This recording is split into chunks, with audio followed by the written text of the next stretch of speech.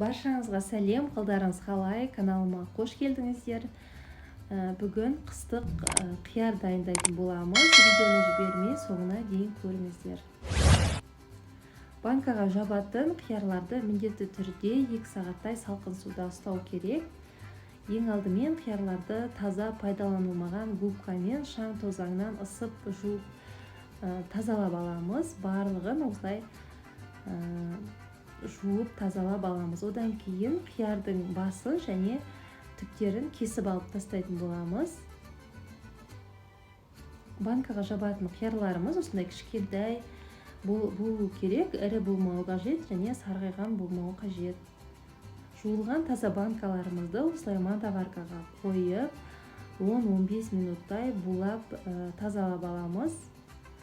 Одан кейін қияр тұздауға қосатын укроп, хрен жапырағы, смородина жапырағы, сарымсақ барлығын жуып тазалап аламыз. Арасында құрттары, шыбын шіркейлері кету үшін укроп, хрен жапырағы, смородина жапырақтарын 1 сағаттай салқын суға салып қойдым. Енді банкаларымыздың төменгі жағына укроп, хрен жапырағы, сарымсақ, 3-4 дана 13 штук қара бұрышымызды, лавр жапырағын салып шығамыз. Одан кейін қиярларымызды тігінен салып шығамыз.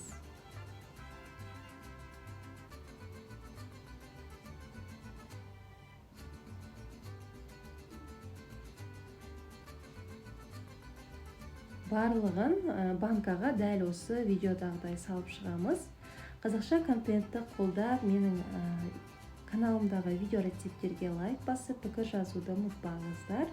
Каналымның әрі қарай дамуына үлес қосып, поделиться батырмасын басып, достарыңызға, әпке сіңлілеріңізге жіберіп қойыңыздар.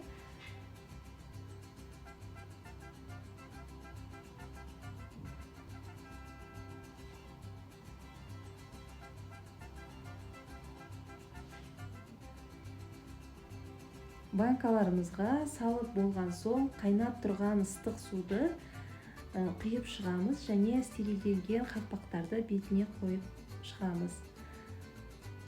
10-15 минуттай суда ұстаймыз. 15 минуттан кейін суын төгіп 2 литрлік банкаға 2 ас қасық тұз, 1 ас қасық қант қосып, 2 аспирин қосып, 1 шай қасық уксус қосып, закруткамен жауып шығамыз.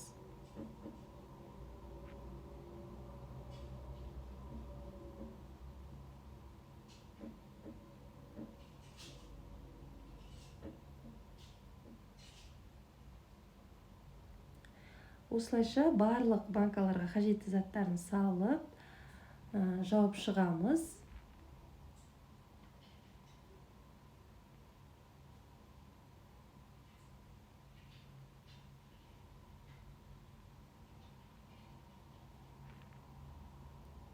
Міне қыстық қиярларымыз осымен дайын болды. Банкаларымызды аударып, үстіне осылай көрпешелерді жауып қоямыз бір күнге. Міне осымен дайын. Сіздер қиярды қысқа қалай дайындасыздар? Комментарийға жаза кетіңіздер.